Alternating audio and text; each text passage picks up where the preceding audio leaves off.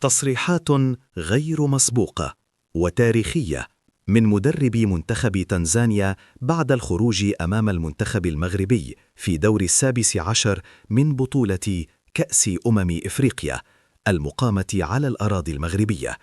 تصريحات لم تكن عادية ولم تكن بروتوكولية، بل كلمات صريحة خرجت من مدرب وقف أمام الحقيقة وجها لوجه. ولكن قبل أن نبدأ، ولو كنت من عشاق وداعمي المنتخب المغربي، لا تنسى دعم الفيديو بالإعجاب واكتب في التعليقات ديما مغرب، ولا تنسوا ذكر الله والصلاة على رسول الله صلى الله عليه وسلم.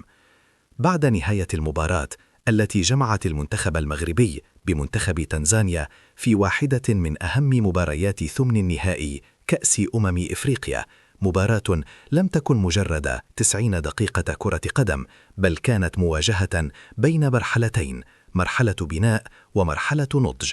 دخل مدرب منتخب تنزانيا قاعة الندوة الصحفية وسط صمت كبير من الحضور، ورغم مرارة الخروج إلا أن كلماته كانت هادئة واضحة وصادمة في صدقها. وقال: قبل أن أتحدث عن النتيجة، وقبل أن أتكلم عن الأخطاء، وقبل أن أبحث عن مبررات، أريد أن أتكلم عن المنتخب المغربي، لأن ما واجهناه اليوم يستحق أن يقال. ما لعبنا ضده ليس منتخبا يعتمد على الحظ، ولا منتخبا يعتمد على فرد، ولا منتخبا يعيش على أمجاد سابقة. ما واجهناه اليوم هو منتخب يعرف نفسه ويعرف قيمته ويعرف طريقه. منذ اللحظة الأولى شعرت أننا نلعب أمام فريق لا يضيع طاقته، لا يركض بلا معنى ولا يندفع بلا حساب. كل شيء كان محسوبا، كل خطوة كان لها هدف. المنتخب المغربي اليوم لا يلعب كرة قدم عاطفية، بل كرة قدم واعية ناضجة تعكس سنوات من العمل والتخطيط والصبر. في إفريقيا كثير من المنتخبات تلعب بالحماس، لكن القليل يلعب بالعقل، والمغرب من هذا القليل. خلال أول ربع ساعة حاولنا أن نضغط، أن نربك الإيقاع، لكنهم لم يتأثروا. كانوا هادئين واثقين، يعرفون أن المباراة طويلة وأن الهدف سيأتي في وقته. هذا الهدوء هو أكثر ما أخافني كمدرب، لأنك عندما تواجه فريقا لا يندفع ولا يتوتر، تعرف أنك أمام مشكلة حقيقية. سأل أحد الصحفيين: هل شعرت أن المغرب كان متحكما في المباراة ذهنيا؟ أجاب مدرب تنزانيا بكل وضوح: نعم، المغرب كان يلعب بعقلية قائد، يعرف متى يهاجم ومتى يهدئ اللعب ومتى يقتل المباراة بدون مخاطرة.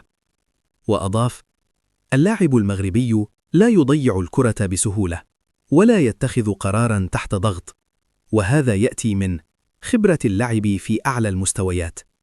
ثم قال: المغرب لا يعتمد على لاعب واحد ولا على نجم بعينه. إذا غاب اسم ظهر آخر، إذا أغلقت جهة فتحوا جهة ثانية، وهذه علامة الفرق الكبيرة. صحفي آخر تدخل وسأل: هل الفارق بين المغرب وتنزانيا كان كبيرا؟ رد المدرب: الفارق ليس في الموهبة فقط ولا في الأسماء فقط، الفارق الحقيقي في المشروع، في الاستمرارية، في العقلية. نحن نعمل ونتطور، لكن المغرب سبقنا بخطوات، لأنه بدأ مبكرا، ولأنه صبر، ولأنه لم يتراجع عندما فشل. ثم أضاف: المغرب لا يخسر ثقة لاعبيه حتى عندما لا تسير الأمور كما يريد، وهذا أمر لا تراه كثيرا. سؤال آخر: هل المغرب مرشح للفوز بالبطولة؟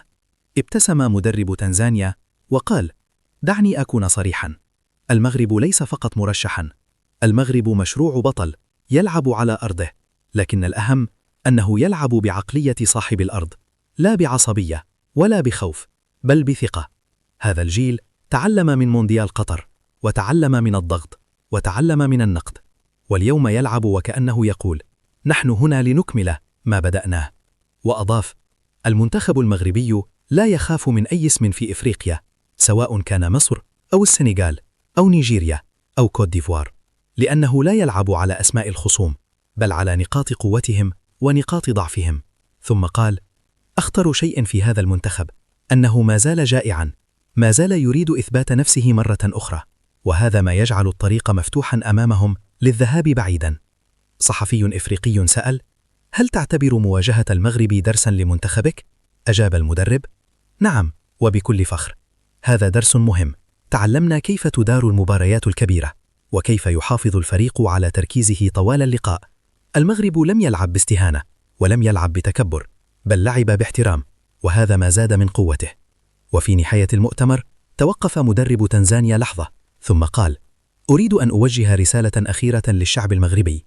أنتم لا تملكون فقط منتخباً قوياً، بل تملكون هوية كروية واضحة، مشروعاً حقيقياً، وجيلاً يستحق الدعم. المغرب اليوم ليس منتخباً عابراً، المغرب قوة إفريقية وقوة عالمية في طريقها للثبات. وأنا كمدرب خرجت من هذه المباراة وأنا مقتنع أن المغرب قادر على الوصول إلى النهائي، وقادر على حمل الكأس إذا حافظ على هذا التركيز وهذه الروح. اللهم وفق المنتخب المغربي في باقي مشواره، واحفظ لاعبيه من الإصابات، واجعل هذه البطولة فرحة للشعب المغربي ولكرة القدم الإفريقية. إلى جماهير أسود الأطلس: استمروا في الدعم، ارفعوا الرايات، كونوا خلف منتخبكم حتى النهاية، ولا تنسوا الإعجاب بالفيديو والاشتراك في القناة وكتابة ديما مغرب في التعليقات، لنرفع راية الوطن عالياً عالياً.